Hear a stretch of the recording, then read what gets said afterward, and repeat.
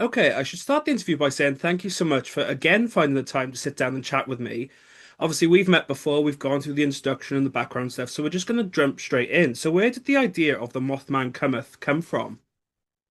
Well, okay. So the Mothman, for those who don't know, is a legitimate cryptid, Hmm. like folklore, legendary creature in the United States.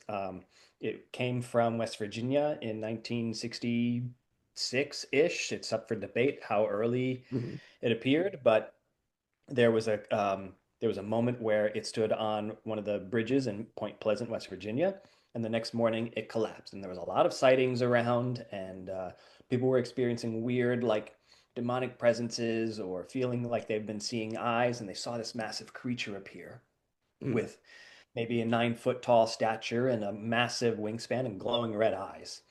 And he became known as the Harbinger of Doom.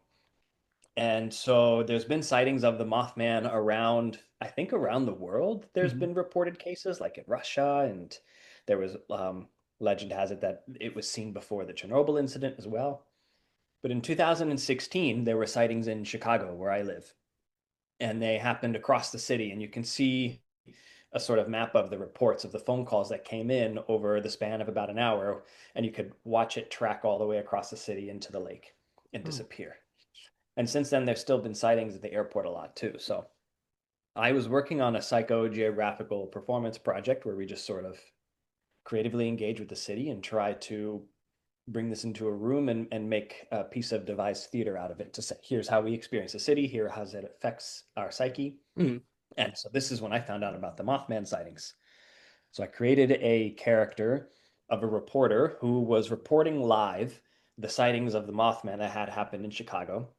And every time I reported on one, I sort of changed a piece of costume from the reporter into something else. And the final sighting was here now in this room. Here he is. And I pulled the goggles over my head. I became the Mothman and went and ran away into the darkness. And people really enjoyed it. And I Hmm. had a friend who was watching the show that produces a sort of theatrical Halloween party where in Hmm. the middle of the Halloween party, different rooms activate and you have 3 minute performances that just go on repeat so everybody can see them. So I was asked to do Mothman, but can I just do the creature? Can I make something with the creature? So I created a little bit of this. Basically, they lit a candle.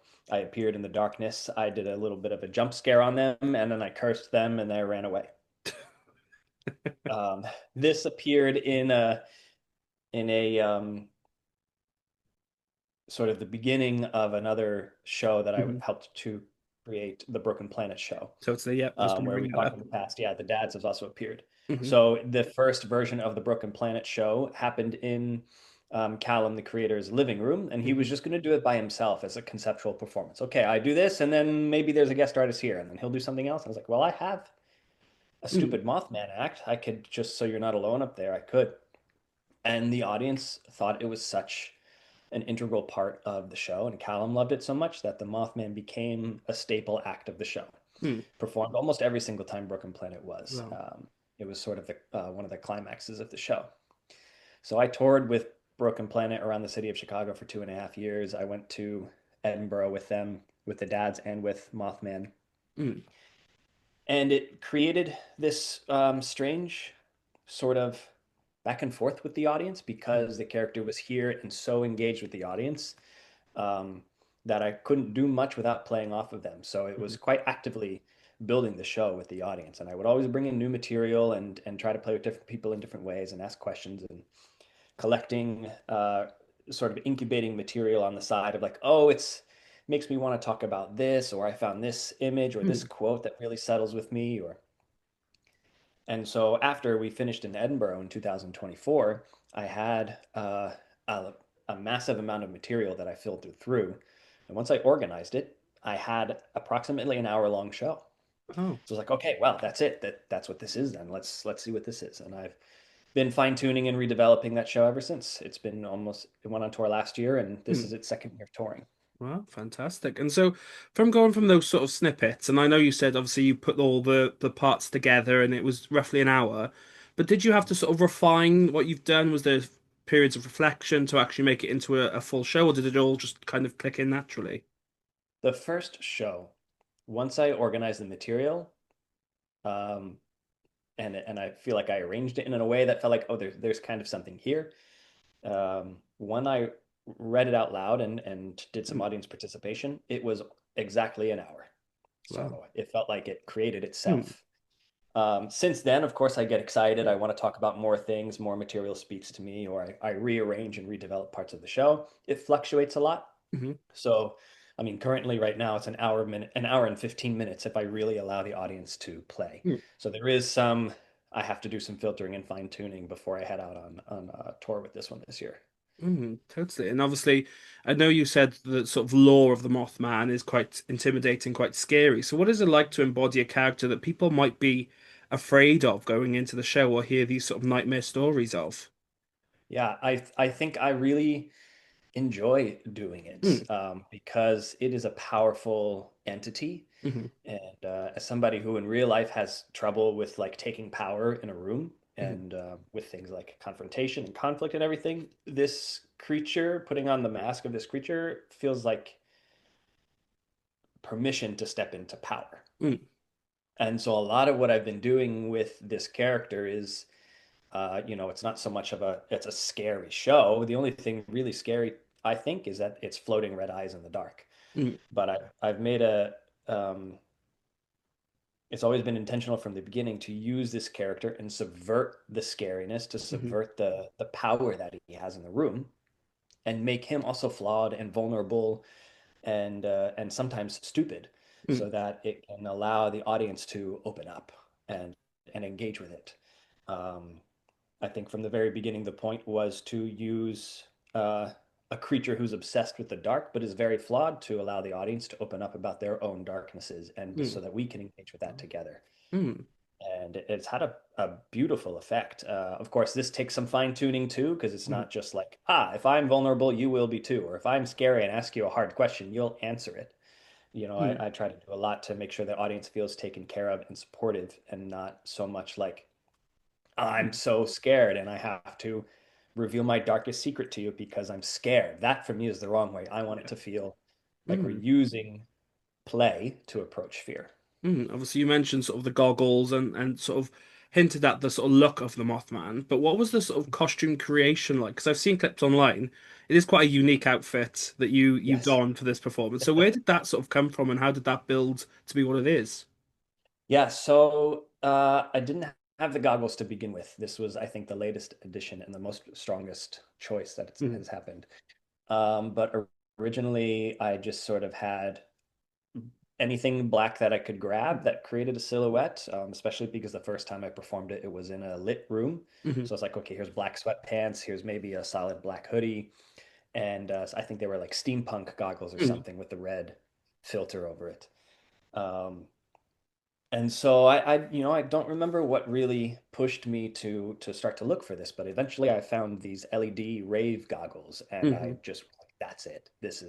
If this is in the dark, these goggles really allow me to be in the dark. And mm, for me, it's a mask or a puppet that I get to use instead of like a piece of a costume. mm, So knowing that it now would be in the dark, I was like, okay, well then I really want to, whenever there is light on me, I just want a silhouette of what this creature could be. So I mm, found a black, spandex unitard, and cut up some black fabric and sewed arm sleeves onto it. So I had a cape.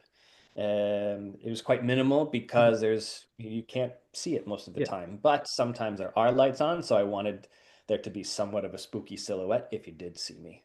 And in Mm, the shoes, I have like little Japanese tabi shoes that split at the toe, yeah, with one split in the toe, like sort of like this, or like this hmm rather. That for me is personal. It just makes me feel like I have moth feet, and it completes the character. And like, okay, now I really am here. So Whatever moth feet are. yeah, exactly.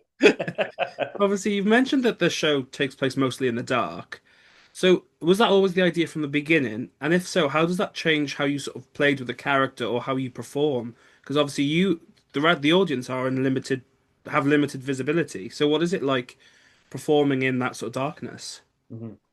So I never set out to be like, I'm going to make a show in the dark, Mm, but I think it's because of the Halloween show hmm that has influenced every other step of the way, where it was like, okay, I want to feel like I'm hiding in the room. Hmm. So I'm just going to make it dark. And when they light the candle, light will appear and I will be summoned. And it can create this fun little play.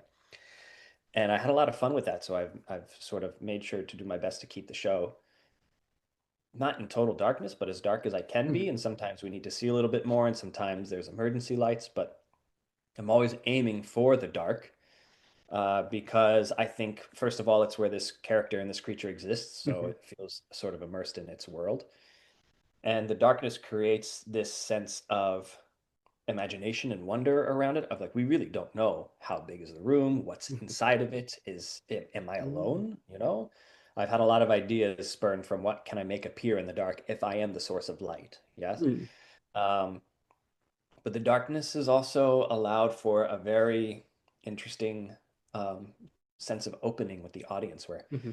there's all of the psychological effects of, okay, if we sit in here long enough, then we get used to it and the fear starts to dissipate, and my eyes can start to adjust to the darkness, so maybe I can see a little bit more than what I thought I could. So it's a really fun experiment Hmm. in that way. But the dark also seems to be helping the audience settle in and open up a lot Hmm. easier. There's that sense of anonymity that when I say, "Okay, everybody, shout at me," what scares you? If people, I think people are more willing to engage with me in Hmm. this way because they can feel safe in the dark. Totally, I suppose. Where, And not to get into too much of the like sort of lore of Mothman and moths, but there is this sort of rumor that moths are not attracted to the light. It's the darkness that actually draws them in. And supposedly, again, not a scientist, the darkest place is right by the light. mm, So I suppose that's sort of the call of Mothman that brings him in, as well as sort of, as you said, opening up the audience and allowing them to be sort of anonymous in your performance. yeah, precisely. Yeah, and I think it taps into a deeper moral of the show too, Hmm. of like this idea of a duality of the Mothman is so obsessed with the power that the darkness can bring Hmm. and living in the dark that he sort of forgets the power of the light. Hmm. And it's the audience that reintroduces this to him. Hmm. Um, and so you cannot have one cannot be so powerful with the other, right? We cannot have shadow without a source of light Hmm. to reflect off of it. And so I think this is ultimately what I want the audience to walk away with is to feel like they're allowed to embrace the darkness. And yes, in the light, this is where there's a lot of the darkest parts, but also in the darkness, it's where your light, Hmm. even if it's the smallest, is going to shine the brightest. Oh, fantastic. And so, sort of through your creation of the show, and obviously you are the performer and writer, so how have you found balancing those two hats at the same time? Because as a non-performer, that is one of those things is intense just for me, but doing them both at the same time must be sort of mind-blowing. Yes, and I wear more hats than that for the show as well. I'm also I guess if I had a director, I am the director because I watch Wow. my own videos, take my own notes, try to do my own blocking and all of this stuff. I'm also my own technician, sound designer, and lighting designer. Wow. Have made everything in QLab as well, and also being a technician, it allows me to try to arrange everything that's easy to hand off. Mm. I have also a friend who's designing some tech gloves that have like buttons under each claw so that I can connect it to QLab and my goggles and go goggles on, goggles off, or blue or red. Yeah. QLab next Q, the light bulb goes on, so they can be sort of a Yeah. self-contained, really strange tech show. Mm. But anyway, to return to your question, um, in the very beginning, the creation of the show and all of the material, it felt very easy to wear both hats Mhm. because it was just my homework to see what else do I want to play with the next time I Mhm. do this act. Sometimes it's 5 to 8 minutes of an act. So it's like, okay, I have sort of a core frame, and maybe this time I'll try talking about this or I'll ask the audience that. So the writing was very simple, and it was just a way for me to have something as a performer. But when I started to write the full show, this is where I had to find a way to sort of separate Mm. the hats so that I could have a bit more of a more of a process that didn't make me feel insane. Mhm. Because to wear both hats Yeah. and to write such a long show and to perform it, it doesn't really work. I needed to write sort of an arc or a structure or even chapter by chapter, Mhm. then try it. And for me, that was still wearing the writing hat. I might write on the paper, but then I have to go write on my feet as well. Mm. And sometimes I would do that too. I would improvise and play and then go back and write and go, okay, this worked. I'm gonna focus on Mm, that a little bit. So I feel like the writing and the performer worked together in that mm, way. Then I put on an editing hat, which I mm. feel like the writer and the director shared to really sculpt the show. And then I could hand it over to the performer to say, okay, it's written, memorize it, go do it 20 times and Mm, put it in front of people. And then start to log what the mm. other hats can start to log what's working, what do we want to change, and take notes on that. And then I take the performer hat off, I go back in the room, I write. It's a bit of a weird process, Yeah. but I have enjoyed it. I suppose it goes back to what you said in our other interview with Well Balanced Dads. The sort of the writing is sort of starts as documentation, and sort of that sort of improvise, write, review, edit, reflect process is Exactly. very similar for parts of this show. Exactly. Yeah, yeah. And Amazing. still, I mean, there's still moments that I write down now and store to the side to try out later, but I can't really write it. I have to write the idea and then go play with it. Mm. Totally. And obviously, I know we've mentioned this question before in our other interview, but obviously having interactive elements in the show means that the audience can come up with sort of whatever. So how do you prepare for sort of improvised audience participation? So there was two ways that I've prepared for this. One was the tour of the Broken Planet show Hmm. because I only had one sort of moment that I engaged with the audience that allowed them to give Mm, whatever they want to me. And so I got to play very safely with one thing at a time each night. Ultimately, I would ask the audience, what's your darkness or what scares you? Or it's like an mm, association game where they can shout things out and then I can just listen mm, and challenge myself when I felt like I wanted to. So normally people will yell out spiders and the darkness and they'll sometimes get personal, sometimes get a bit abstract. Somebody would yell broccoli or caterpillars, or I'm afraid of not being loved back as much as I love somebody. And so I oh, get to sort of listen to this and hold it and then pick which one do I want to go mm, approach. mm, So this was for me important training to be able to hold what the audience was doing, but also to find the line of how much do I engage. mm, Because I think one of the biggest concerns of me and of people who I told about what I wanted to do with the material was I'm not a therapist, I'm not a psychiatrist or a psychologist. mm, So asking questions, and then what I would do is I'd find somebody, I'd approach them and say, oh, what scares you? This? Why? And mm, then just find the line of why that I could hold and should hold as a performer and as this creature. And so it was a very delicate, it's always a mm, delicate process. I've gotten a lot better at reading the moment and finding ways out if it feels like it's approaching something that might be too difficult, or maybe the audience feels like they have to reveal because they don't want to fail or set me up for failure. And I don't want that to happen. I mm. just want it to be like, can we keep it conceptual? Can we keep it metaphoric? Or do you feel open about sharing something? Sometimes even then it's like, okay, but it's comfortable for you and me, but the rest of the Yeah. audience is deeply uncomfortable. So I have to feel this as well. So there's been a lot of sort of training in a delicate matter Mm, and finding ways out to be like, okay, this isn't therapy, that's enough. And how can we wash our hands, not just for me, but I can also do that for the room. mm. Definitely. And Another not sort feel of, like that person mm. overshared or made a mistake, you know? Which is sort of Uh, another layer that you've also added is that sort of, as you said, not psychologist, not, not going to therapy, but then being aware of those things, as opposed to a traditional show where you're like, right, I do what I do, we go to the next scene. You are adding that layer of not just reading the room, but reading a person as you're chatting to them, um, yeah. which again must add another layer of pressure to you. Yeah, it doesn't feel like pressure anymore. Okay. Now the hardest thing is being able to contain the audience when they want to play. Mm. So I think I've now sculpted it in a way that allows them to play and see Mm. the games and really want to engage. But sometimes it can become so out of control, and I'm so good at letting it happen that I struggle to bring it back in and go, okay, okay, If you this is do say enough. so yourself. Now you're making the show an hour 15, and we have to get out of here. Come on. Mm.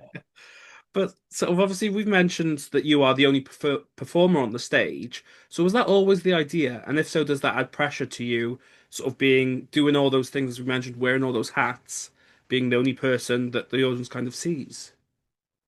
Mm. I don't feel the pressure. Okay. To be honest, I feel like I can hide behind the character. If Mm, the lights were on and it was me, I feel a lot of pressure. yeah.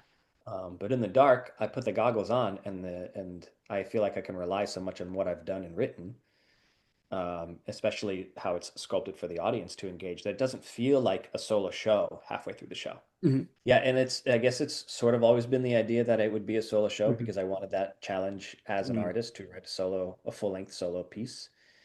Um, the previous project I had done was a big ensemble one, so I felt a lot of friction of writing for other people and trying to manage other people in the room. I was not so good at it, so I was mm, learning a lot. I said, you know what, let me try something on my own first. And this material appeared, and I said, okay, this is a great challenge to do so.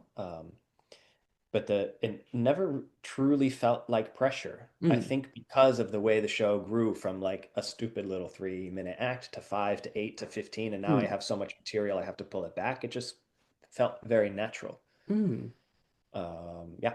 The Yeah, only time I definitely. think I feel the pressure is when I think the audience is not enjoying the Mm, material, which could be completely made up in my mind. Some audiences are just less engaged or more quiet yeah. and witnessing than engaging so much. So Mm, that's, I think, when the pressure can get to me of like, oh, be entertaining, be funny, be something that you know you can get feedback on. And I have to be careful because it can throw the energy of the show off.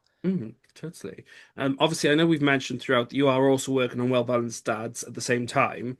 So, what is it like doing those two shows at the same time and taking them both to the Fringe? How do you find the switch between the sort of fun-loving one-liner jokes of the Well Balanced Dad to sort of this mysterious, albeit still funny and jokes with the audience, but those two very different characters? How do you find switching between?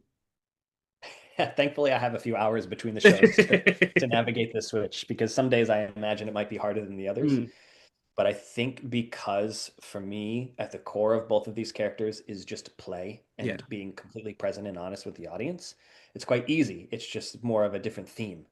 It's okay. Are we doing daytime summer camp or are we doing nighttime spooky? I can thankfully, I have the mustache for the dad and I have the goggles for Mothman, and these feel like, okay, I've put the mask on, and that Mm, really helps me change to the different characters. Now, if I had to do these back to back, which I will in 2 weeks, we'll be at the Green Bay Fringe Festival, and mm. I think there's maybe an hour in Oh. between the dads and Mothman. This will be an experiment to see, like, okay, I can't remember which comes first, but how much of one character is going to bleed into the other with that Mm. short of a turnaround. Especially So, with the dads being so physical and athletic. yeah, It must yeah, be not only mentally switching, but also sort of physically getting yourself back in, if that falls first, into doing a different show, but getting back into the sort of performing mindset. yeah, yeah. And the Mothman, despite being in the dark, is still quite a physical show for me. Wow. In order to like fully express with the eyes that don't move, like they don't change, they're Mm, just big circles. But to fully express with them, I'm doing a lot of things with my body to mm, physically express, so I can make sure that the mask is sort of the tail end of the expression point. Um, so and there's moments in that show too where we like I have audience members come up and dance with me in the dark and we run around in circles and I'm flipping around a little bit by myself sometimes too. So it can be quite maybe not everybody gets to see it mm. depending on how the light is, but it's quite physical too. On top of the Um, bikes around Edinburgh.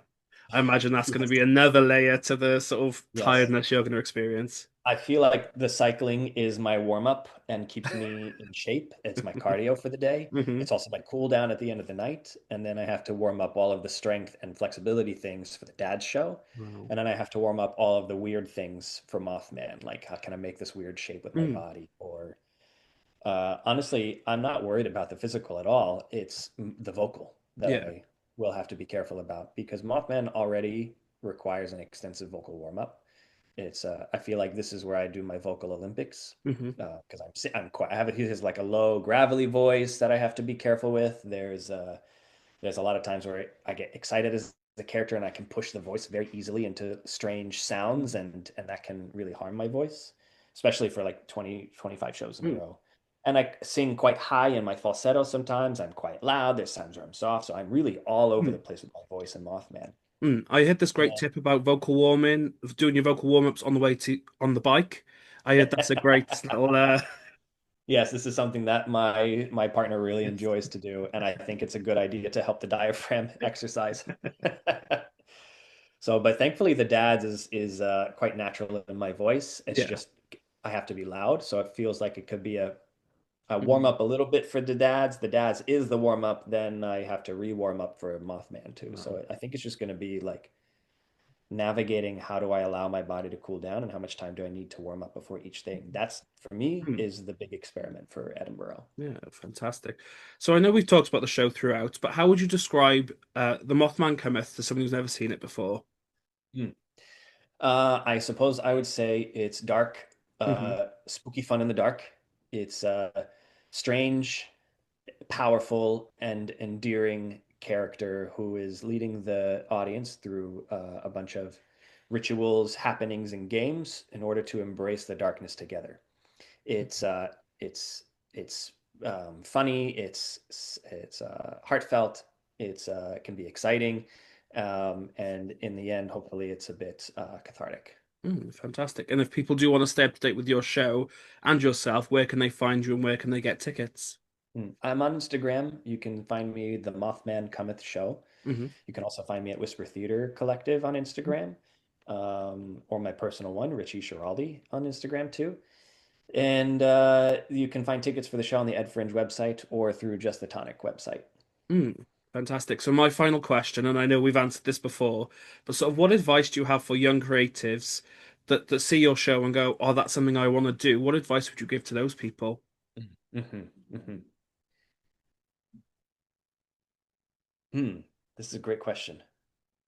And in an effort to not repeat the same answer as last It's time, fine. They'll be uploaded after each other, so no one will yeah, realize. I can't honestly, I can't remember what I said last time too, but I think for me, it's about finding something that is lighting a fire inside Mhm, of you. It's something that you're excited about doing mhm, or pretending to be, or something that mhm, feels like you really need to express it in a way. Whatever is lighting this fire inside of you, you need to find a way to mhm, collect things that fuel that fire to help you express it. Right. For me, this show was all about there are dark things in the world that we all experience and we don't talk about them. mhm, And I want to talk to somebody about fear, about anger, about nightmares, about something. And I mhm, don't know how to do it and just sit down and say, hey, hey, nice to meet you. Can we talk about your fears? mhm, And let's break this down. And so I found a character that aligned with it, and I used this character to start to talk about these things. So it doesn't feel like therapy, it feels like play and fun. mhm. Totally. So, as I said at the beginning, thank you so much for taking the time out to sit down and chat with me again. I'll put all the links in the comments below so people can scroll down and click away. As I said before, I wish you the best of luck at the Edinburgh Fringe, and I shall speak to you soon.